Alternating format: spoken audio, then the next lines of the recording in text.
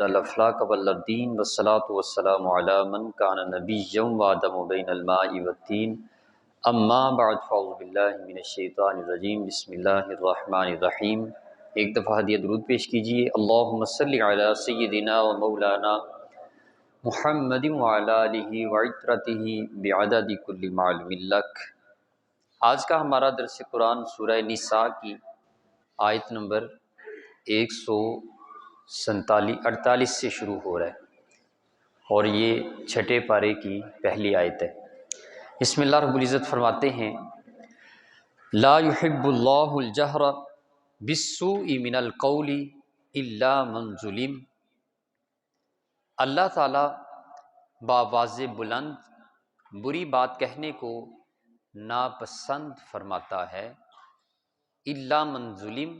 سوائے اس شخص کے جس پر ظلم کیا گیا، وکان اللہ سمیعا علیما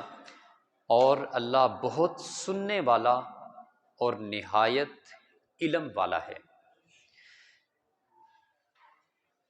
اس آیت کا جو شان نزول ہے وہ یہ کہ حضرت سعید بن مسیب رضی اللہ تعالی عنہما بیان کرتے ہیں نبی رحمت صلی اللہ علیہ وسلم تشریف فرما تھے اور آپ کے دیگر صحابہ کرام بھی موجود تھے، تو ایک شخص حضرت ابو بکر صدیق رضی اللہ تعالیٰ عنہ کے ساتھ تلخ کلامی کر رہا تھا، تو حضرت ابو بکر رضی اللہ تعالیٰ عنہ آپ خاموش بیٹھے رہے۔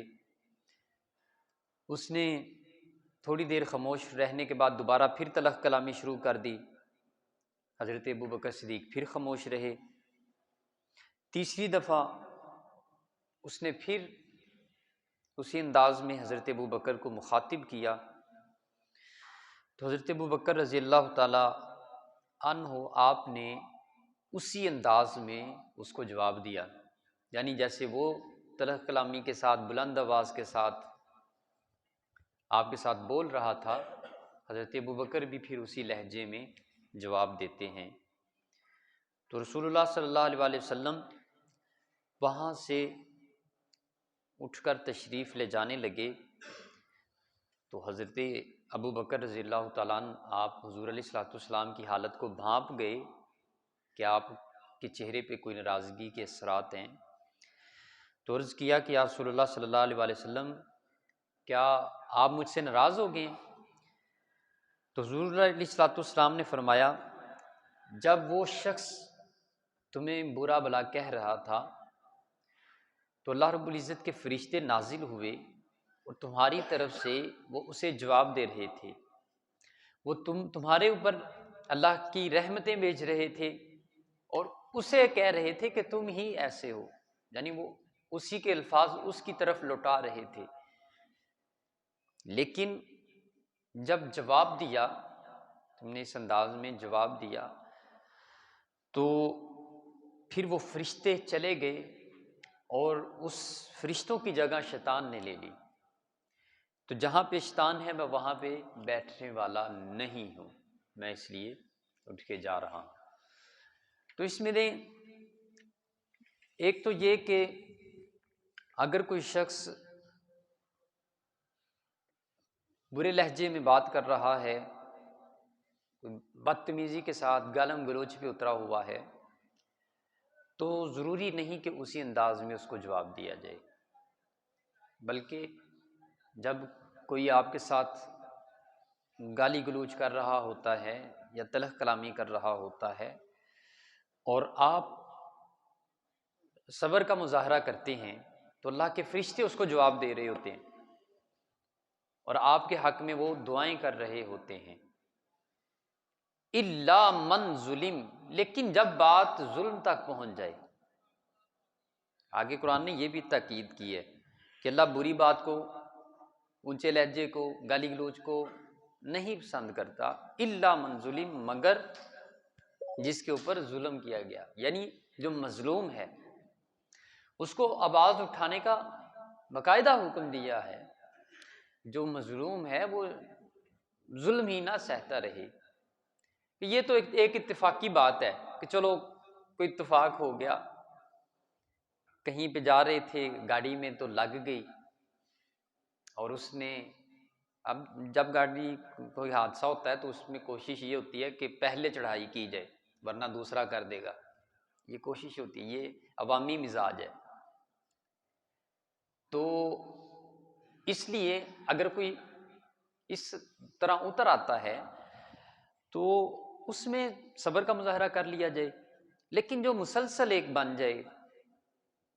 کہ وہ اس کی عادت ہی بن گئی ہے کہ وہ بس چڑھائی ہی کرتا ہے، تو پھر اس کے خلاف آواز اٹھانا یہ لازم ہو جاتا ہے۔ اس آیت سے جو اہل تشیع ہیں وہ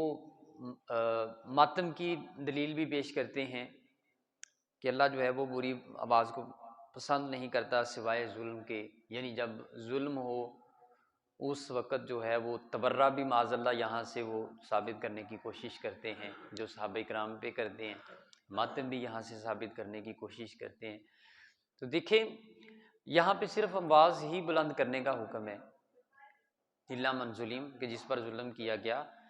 آواز ہی اٹھانے کا حکم ہے، اپنے آپ کو مارنے کا حکم نہیں ہے۔ کسی بھی انداز میں یہاں سے ماتم نہیں ثابت ہو سکتی۔ ان تبدو خیرا او تخفوه او تعفو عن سوء فإن اللہ کان عفوا قدیرا، اگر تم کسی نیکی کو ظاہراً کرو یعنی کھلم کھلا کرو یا چھپا کر کرو، او تعفو عن سوء یا کسی برائی کو معاف کر دو، فإن اللہ کان عفوا قدیرا، تو بے شک اللہ بہت معاف کرنے والا اور نہایت قدرت والا ہے۔ یعنی نیکی کو ظاہر کرنا یا چھپا کے کرنا۔ ظاہراً جو نماز ہم فرض پڑھ رہے ہوتے ہیں، یہ والی نیکی کسی سے چھپی نہیں ہوتی، سب کے سامنے ہوتی ہے، بلکہ فرض جو ہے وہ سامنے ہی پڑھے جائیں، لیکن اس میں نیت دوسروں کو دکھانا مقصود نہیں ہے، اگرچہ دوسرے دیکھ رہے ہیں، دوسرے آپ کو دیکھ رہے ہیں کہ آپ عبادت میں مصروف ہیں، لیکن نیت جو ہے وہ یہ نہیں ہے کہ میں دوسروں کو دکھا کے پڑھوں، یہ ظاہراً عبادت ہے۔ اور جو دوسری او تخفو ہو، چھپا کے عبادت کرنا، جیسے روزہ ہے، اس کا کسی کو نہیں پتہ چلتا، کسی کے ماتھے کے اوپر نہیں لکھا ہوتا کہ یہ روزے سے ہے یا نہیں، یہ ایک پوشیدہ عبادت ہے جس کا تعلق آپ کے ساتھ ہے، آپ کی ذات کے ساتھ ہے، آپ کے دل کے ساتھ ہے۔ ایسے ہی صدقہ کرنا یہ بھی ایک پوشیدہ عبادت ہے، اور صدقہ کرنے کو پوشیدہ رکھنا، جو نفلی صدقات ہیں، یہ صدقات واجبہ بھی ہیں، ان کو پوشیدہ کرنے کی تاکید ہے کہ ایک ہاتھ سے دیا جائے اور دوسرے ہاتھ کو پتہ بھی نہ چلے کہ کوئی صدقہ کیا گیا ہے۔ تو یہ صدقات جو ہیں ان کو نفلی رکھنے کا حکم دیا، اور یہ کہا کہ جو برائی کو معاف کر دے گا، یعنی برا ہوا تو اس کو معاف کر دیا، تو اللہ رب العزت کو معاف کرنے والا پائے گا، اور نہایت اللہ رب العزت فرماتے ہیں کہ میں اس پر قدرت رکھتا ہوں، میں کسی کو معاف کر دوں، میں اس کے اوپر قادر ہوں۔ ان الذین یکفرون باللہ ورسلہ ویریدون ان یفرقوا بین اللہ ورسلہ ویقولون نؤمن ببعض ونکفر ببعض، بے شک جو لوگ اللہ اور اس کے رسولوں کے ساتھ کفر کرتے ہیں اور اللہ اور اس کے رسولوں کے درمیان فرق کرنا چاہتے ہیں، وَيَقُولُونَ، اور وہ یہ کہتے ہیں، نُؤْمِنَ بِبَعْضٍ وَنَكْفُرُ بِبَعْضٍ، ہم بعض رسولوں پر ایمان لاتے ہیں اور بعض رسولوں کا انکار کرتے ہیں، وَيُرِيدُونَ أَن يَتَّخِذُوا بَيْنَ ذَلِكَ سَبِيلًا، وہ چاہتے ہیں کہ ایمان اور کفر کے درمیان راستہ بنا لیں۔ یعنی اس آیت میں یہاں سے ایک نئی بات شروع ہوئی کہ جو یہودوں اور نصارہ کے لوگ ہیں، ان میں کچھ ایسے لوگوں کی اکثریت ہے جو بعض رسولوں پر ایمان رکھتے ہیں اور بعض رسولوں کا انکار کرتے ہیں۔ تو دیکھیں جو کسی بھی ایک رسول کا انکار کرنا وہ سبھی رسولوں کے انکار کرنے کے مترادف ہے۔ قرآن نے یہ کہا کذبت قوم نوح المرسلین، کہ قوم نوح نے تمام رسولوں کو جھٹلا دیا۔ کذبت قوم عاد المرسلین، قوم عاد نے تمام رسولوں کو جھٹلا دیا۔ ان کے پاس تو ایک ہی رسول آیا تھا۔ قوم نوح کے پاس بھی ایک رسول آئے تھے، نوح علیہ السلام۔ قوم عاد کے پاس بھی ایک رسول آئے تھے۔ کذبت قوم لوط المرسلین، قوم لوط نے تمام رسولوں کو جھٹلا دیا، تو ان کے پاس بھی ایک ہی رسول آئے تھے، لوط۔ جھٹلایا تو ایک کو ہی تھا، لیکن قرآن نے یہ کہا کہ انہوں نے سارے رسولوں کو جھٹلا دیا۔ تو رسول اللہ صلی اللہ علیہ وسلم اللہ رب العزت کے آخری نبی اور رسول، اس ایک رسول کو بھی جھٹلانا گویا سارے رسولوں کو جھٹلانے کے مترادف ہے۔ اگر بالفرض کوئی نصرانی، کوئی کرسچن یہ کہتا ہے کہ میں حضور علیہ الصلوۃ والسلام پر ایمان نہیں لایا، تو گویا اس نے عیسیٰ علیہ السلام کو بھی جھٹلا دیا، کیونکہ عیسیٰ علیہ السلام تو کہہ کے یہ کہے تھے کہ من بعد اسمہ احمد، میرے پاس ایک نبی آنے والے ہیں، میرے بعد ایک نبی آئیں گے جن کا نام احمد ہوگا، ان کے اوپر ایمان لے کے آنا ہے۔ یہ تو عیسیٰ علیہ السلام نے تاکید فرمائی۔ تو جو ایمان نہیں لے کر آئے، گویا انہوں نے حضرت عیسیٰ علیہ السلام کو بھی جھٹلا دیا۔ آیات تورات میں بھی موجود تھیں حضور علیہ الصلوۃ والسلام کے متعلق، آپ کی بعثت کے متعلق۔ جو یہودی حضور علیہ الصلوۃ والسلام پر ایمان نہیں لائے، ان یہودیوں نے گویا حضرت موسیٰ علیہ السلام کو بھی جھٹلا دیا، ان کا بھی انکار کر دیا۔ تو اس لیے اللہ رب العزت نے یہ فرمایا کہ یہ بعض رسولوں کو تو مان رہے ہیں، بعض کو نہیں مان رہے، اور بعض کو نہ ماننا ہی ان کا کفر ہے۔ اولئک ھم الکافرون حقا، یہ وہ لوگ ہیں جو یقیناً کافر ہیں۔ وَأَعْتَدْنَا لِلْكَافِرِينَ عَذَابًا أَلِيمًا، اور ہم نے کافروں کے لیے ذلت امیز عذاب تیار کر رکھا ہے۔ عذاب مہینہ ذلت امیز، یعنی ایک تو ہوتا ہے نا عذاب علیم ہے یا عظیم ہے، جس میں علیم کہتے ہیں اس عذاب کو جس کے اندر تکلیف ہوتی ہے لیکن اس کے اندر آواز نہیں ہوتی۔ مثال کے طور پہ کسی کو چھڑی جو ہے وہ یوں مارنا، یعنی ایک تو ہوتا ہے نا ایسے سیدھی مارنا، ایک ہوتا ہے صرف اس کی نوک مارنا، چھڑی کی نوک مارنا۔ علیم دردناک عذاب جس میں آواز نہیں پیدا ہوئی۔ عذاب عظیم یعنی جس میں عذاب بھی پیدا ہوتی ہے، اور عذاب مہین جس میں ذلت بھی ہوتی ہے، یعنی کسی کو چوک میں مارا جائے۔ تو کہا کہ ان کے لیے عذاب مہین بھی ہے۔ والذین آمنوا باللہ ورسولہ ولم یفرقوا بین احد منہم اولئک سوف یؤتیہم اجورہم، اور جو لوگ اللہ پر اور اس کے رسولوں پر ایمان لائے اور انہوں نے ان رسولوں میں سے کسی ایک کے درمیان کفر نہیں کیا، کوئی بھی فرق بھی نہیں رکھا، اولئک سوف یؤتیہم اجورہم، یہ وہ لوگ ہیں کہ اللہ عن قریب ان کو اجر عظیم عطا فرمائے گا۔ وکان اللہ غفور الرحیم، اور اللہ بہت بخشنے والا اور مہربان ہے۔ یعنی جنہوں نے سبھی رسولوں میں کوئی فرق نہیں کیا ایمان لانے میں، بالیقین سبھی رسولوں کے اوپر ایمان رکھا، ان کے لیے اجر کی اللہ رب العزت نے تاکید کی۔ یسألک اہل الکتاب ان تنزل علیہم کتابا من السماء فقد سألوا موسیٰ اکبر من ذلک فقالوا ارنا اللہ جہرۃ فاخذتہم الصاعقۃ بظلمہم۔ اے حبیب صلی اللہ علیہ وآلہ وسلم، اہل کتاب آپ سے سوال کرتے ہیں کہ آپ ان پر آسمان سے کوئی کتاب نازل کریں۔ فقد سألوا موسیٰ اکبر من ذلک، سو بے شک وہ موسیٰ علیہ السلام سے اس سے بڑا سوال کر چکے ہیں۔ فقالوا ارنا اللہ جہرۃ،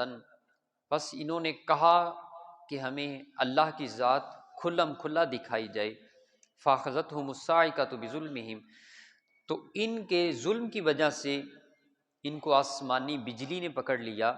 ثم اتخذوا العجل من بعد ما جاءتهم البینات فعفونا عن ذلک، پھر انہوں نے واضح دلائل کے باوجود بچھڑے کو اپنا معبود بنا لیا۔ فعفونا عن ذلک، سو ہم نے پھر بھی انہیں معاف کیا۔ اس آیت میں یہ کہا کہ یہ اہل کتاب یعنی یہودی اور نصرانی، جب اہل کتاب کی بات کی جائے، اہل کتاب کہا جائے اس کا مطلب ہوتا ہے کتاب والے، جن کو کتاب دی گئی، آسمانی کتاب،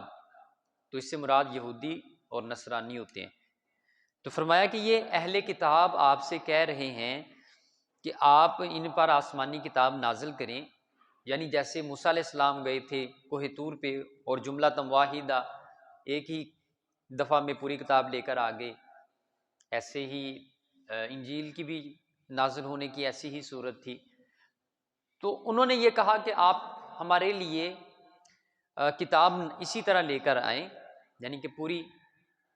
جائیں کسی پہاڑ پہ تشریف لے کے جائیں اور ہمارے لیے کتاب لے کے آ جائیں، پوری کتاب لے کے آ جائیں۔ تو اللہ رب العزت نے فرمایا کہ حبیب صلی اللہ علیہ وسلم یہ موسیٰ علیہ السلام سے اس سے بھی بڑا سوال کر چکے ہیں، یعنی موسیٰ علیہ السلام تو ان کے پاس کتاب لے کے آگے تھے، اسی انداز میں جیسے یہ کہہ رہے ہیں موسیٰ علیہ السلام نے ایسے ہی کتاب ان کو لا کے دی، لیکن یہ اس سے بھی آگے بڑھ گئے اور پھر انہوں نے کہا کہ ہم اللہ کو کھلم کھلا دیکھنا چاہتے ہیں۔ تو یہ یہاں تک محدود نہیں رہیں گے صرف کتاب تک کی، بلکہ یہ اس سے آگے بھی جائیں گے۔ تو اللہ نے آسمانی بجلی کے ذریعے ان کو اپنی پکڑ میں لے لیا، یعنی وہی واقعہ جو حضرت موسیٰ علیہ السلام کا کوہ طور پہ ہوا تھا، لوگ دیکھنے کے لیے گئے حضرت موسیٰ علیہ السلام کے ساتھ۔ پھر ثم اتخذوا العجل من بعد ما جاءتهم البینات فاعفونا عن ذلک، جب موسیٰ علیہ السلام کوہ طور پہ کتاب لینے کے لیے گئے، جب تورات نازل ہوئی تو پیچھے سے قوم نے بچھڑے کی پوجا شروع کر دی، بچھڑے کو اپنا معبود بنا لیا۔ تو اللہ رب العزت فرماتے ہیں کہ ہم نے ان کو اس وقت معاف کیا، وآتینا موسیٰ سلطانا مبینا، اور ہم نے موسیٰ کو کھلا غلبہ بھی عطا کیا، ورفعنا فوقهم الطور بمیثاقہم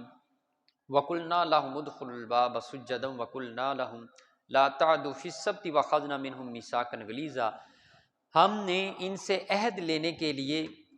طور کو ان کے اوپر اٹھا لیا، وَقُلْنَا لَهُمُ ادْخُلُوا الْبَابَ سُجَّدًا وَقُلْنَا لَهُمْ لَا تَعْدُوا فِي السَّبْتِ، اور ہم نے ان سے کہا سجدہ شکر کرتے ہوئے اس دروازے میں داخل ہو جاؤ، اور ہم نے ان سے ہفتے کے دن حد سے آگے نہ بڑھنے کا پختہ عہد لیا، وَأَخَذْنَا مِنْهُمْ مِيثَاقًا غَلِيظًا، یعنی ایک حد سے تجاوز نہ کرنے کا پکا وعدہ لیا تھا۔ اس آیت میں پہلے یہ کہا کہ ہم نے عہد لینے کے لیے طور کو ان کے اوپر اٹھا لیا، یہ ہم پہلے پارے میں پڑھ چکے ہیں کہ اللہ رب العزت نے پہاڑ جو ہے وہ یہودیوں کے اوپر مسلط کر دیا، کوہ طور کو اٹھایا اور ان کے سروں کے اوپر بالکل لا کے کھڑا کر دیا، اور ان سے عہد لیا گیا۔ کیا عہد لیا گیا؟ کہ ہم دین سے نہیں پھریں گے، موسیٰ علیہ السلام کی اتباع کرتے رہیں گے، اور اگر وہ عہد نہ لیتے یہ والا تو وہ پہاڑ ان کے اوپر گر جاتا۔ تو اللہ رب العزت نے پھر سے اس پہاڑ کو اپنی جگہ پہ واپس جو ہے وہ بھیج دیا۔ اس کے بعد یہ کہا کہ ہم نے ان سے یہ کہا تھا کہ سجدہ شکر کرتے ہوئے دروازے میں داخل ہو جاؤ۔ اب یہ مقام طئی تھا، ایک میدان تھا جہاں پہ موسیٰ علیہ السلام قوم کے ساتھ میدان میں رہے، جس میں تقریباً 80 سال گزارے میدان طئی میں، اور وہاں پہ ہی وہ قوم نے کہا تھا کہ آپ اور آپ کا خدا جائیں جنگ کرنے کے لیے، ہم نہیں جا سکتے۔ اب وہ سارا دن اس میدان سے نکلنے کے لیے سفر کرتے تھے، رات کو جب ہوتی آرام کرتے، صبح پھر وہیں ہوتے جہاں سے سفر شروع کیا تھا۔ وہ کئی سال میدان سے نکلنے کی کوشش کرتے رہے کہ ہم میدان سے بھاگ جائیں، لیکن بھاگ نہ سکے۔ یہ جو من و سلوہ نازل ہوا یہ بھی اسی میدان کے اندر ہی ہوا، جو قوم کو باقی فرامیوانیاں ملی، سایہ نہیں تھا، یہ پہلے پارے میں تفصیل کے ساتھ یہ ذکر ہو چکی ہیں باتیں۔ تو کہا کہ ہم نے ان کو یہ کہا کہ اب سجدہ شکر کرتے ہوئے داخل ہو جاؤ، پھر ان کو حکم دیا گیا کہ اب تم بیت المقدس کی طرف جاؤ، موسیٰ علیہ السلام نے یہ کہا، اور جب تم بیت المقدس کے دروازے پر پہنچو تو وہاں پہ سجدہ شکر کرنا ہے، پھر داخل ہونا ہے بیت المقدس میں۔ وَقُلْنَا لَهُمُ ادْخُلُوا الْبَابَ سجدا وقولوا حطۃ نغفر لکم، اور ساتھ میں یہ کہنا ہے کہ اے اللہ ہمارے گناہوں کو معاف فرما، سجدہ کرنا ہے اور ساتھ میں کہنا ہے کہ اے اللہ ہمارے گناہوں کو معاف فرما دے۔ تو یہ قوم نکلی وہاں سے بیت المقدس کی طرف۔ اب یہ جب دروازے پہ پہنچے بیت المقدس کے، سجدہ کیا اور انہوں نے کہا ہنتتن، کہنے کا حکم یہ دیا گیا تھا وقولوا حطۃ نغفر لکم، کہ ہمارے گناہوں کو معاف فرما، تو انہوں نے کہا ہنتتن، اے اللہ ہمیں گندم عطا فرما اور ہمارے گناہوں کو معاف فرما، یعنی انہوں نے وہ لفظ بھی بدل دیے، مفہوم بدل دیا۔ اور پھر اس میں کہا کہ ان کو ہم نے یہ کہا تھا کہ آپ نے ہفتے کے دن شکار نہیں کرنا، انہوں نے اس کی بھی نافرمانی کی تھی، عہد سے بڑھ گئے۔ یہ ساری باتیں کرنے کا مقصد یہ ہے کہ اللہ رب العزت نے ان کے اوپر اپنی نعمتوں کی برسات اس طرح کی تھی اور ان کو معجزات اس طرح کھلے دکھائے ہوئے ہیں، یعنی جو اتمام حجت ہے وہ یہودیوں کے ساتھ ہو چکی ہے، ان کے بڑوں کو یہ ساری چیزیں دکھا دی گئی، موسیٰ علیہ السلام نے معجزات بھی دکھا دیے، نعمتوں کی فراوانی بھی، کئی دفعہ اللہ رب العزت نے ان کو معاف بھی کیا، ان کے گناہوں کو اللہ رب العزت نے درگزر کیا، لیکن فَبِمَا نَقْضِهِمْ مِيثَاقَهُمْ، پھر ان کی عہد شکنی کی وجہ سے، وَكُفْرِهِمْ، اور ان کے کفر کی وجہ سے، بِآیاتِ اللہ، اللہ کی نشانیوں کے ساتھ، وَقَتْلِهِمُ الْأَنْبِيَاءَ بِغَيْرِ حق، اور انبیاء کو ناحق قتل کرنے کی وجہ سے، وَقَوْلِهِمْ قُلُوبُنَا غُلْفٌ، اور اس قول کی وجہ سے کہ ہمارے دلوں پر غلاف ہیں، بل طبع اللہ علیہا بکفرہم فلا یؤمنون الا قلیلا، اللہ نے ان کے اوپر لعنت فرما دی، ان کے دلوں پر مہر لگائی ہے تو وہ بہت ہی کم ہیں جو ایمان لائیں گے۔ یعنی ان ساری نعمتوں کے بعد، نوازشات کے بعد، کرم نوازیوں کے بعد، بجائے اس کے کہ یہ شکر کرتے، انہوں نے وہ عہد شکنی کی، یعنی جو اللہ سے وعدہ کیا تھا کہ ہم جو موسیٰ علیہ السلام کا دین ہے اس کے اوپر قائم رہیں گے اور اس سے نہیں پھریں گے، اس عہد کو بھی انہوں نے توڑا، اللہ کی آیتوں کے ساتھ، نشانیوں کے ساتھ کفر کرتے رہے، نبیوں کو ناحق قتل کیا۔ بنی اسرائیل میں کئی ہزار انبیاء تشریف لے کر آئے، ہزاروں کی تعداد میں، 70,000 یا غالباً 90,000 انبیاء صرف بنی اسرائیل میں تشریف لائے، اور بنی اسرائیلیوں نے کئی انبیاء کو شہید بھی کیا۔ تو اللہ رب العزت ان کے متعلق یہ فرما رہا ہے کہ ان کے دلوں پہ مہر لگی ہوئی ہے، اللہ رب العزت نے ان کے اوپر لعنت فرما دی ہے، بہت کم ان میں سے ہوں گے جو اب ایمان لے کر آنے والے ہیں۔ دعا ہے جو کچھ بھی آج ہم نے پڑھا سنا سمجھا، اللہ رب العزت اس پہ عمل کی توفیق دے، اور جو نہیں سمجھ سکے اللہ رب العزت وہ بھی سمجھنے کی توفیق عطا فرمائے، وما توفیقی الا باللہ۔